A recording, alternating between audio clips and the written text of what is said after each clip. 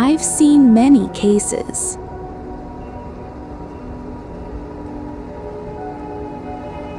But this one feels different. Too quiet. There should be something here.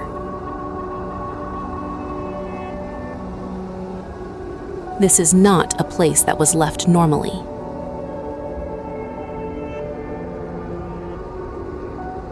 Someone came out of here. 9 people came here, and not all of them returned. That night, the condition was pretty bad. They stayed inside the tent. It should be safe. There's no sign of danger, no reason to panic.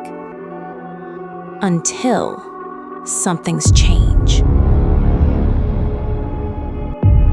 They didn't go out through the door. They tore the tent. At temperatures of minus tens of degrees, they went out, without shoes, without jackets. The strange thing, their footsteps did not show panic.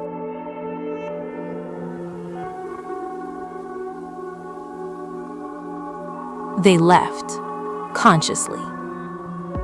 The question isn't why they got out, but what made them want to get out. A few days later, the search team finally reached the site. They found the tent in a condition that didn't feel right. The cuts came from the inside. The first bodies were found not far from the tent, barefoot, with almost no protection from the cold. They had walked away from the only place that could have kept them alive. One by one, the others were discovered, scattered across the slope. At first, it looked like hypothermia, death from extreme cold. But something didn't add up. This wasn't just an accident in the mountains. This was something else. At first glance, it all seemed explainable. Cold exposure, hypothermia, a tragic accident in extreme conditions. But some of the injuries didn't match that explanation. Several victims had severe chest fractures and skull damage. The kind of force you don't get from a simple fall. What made it stranger, there were no significant external wounds.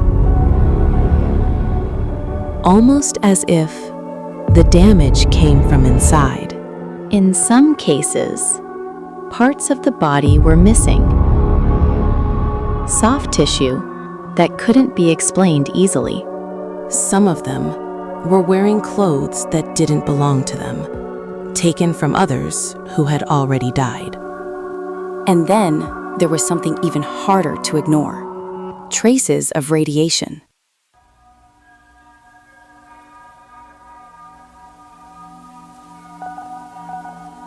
Individually, each detail might have an explanation, but together, they form something else, something that doesn't make sense. Over the years, many explanations have been proposed. The most common theory: an avalanche, a sudden collapse of snow, forcing them to escape. But the evidence doesn't fully support it. The footprints were calm, ordered. Others believe it was a military test, experimental weapons conducted in secret. Radiation traces seem to support that idea, but no official report confirms it. There's also a more subtle explanation, infrasound, a frequency that can trigger fear and panic. Something that doesn't harm the body, but affects the mind. And then there are theories with no clear explanation. Each theory explains something, but not everything. And that's where the mystery remains.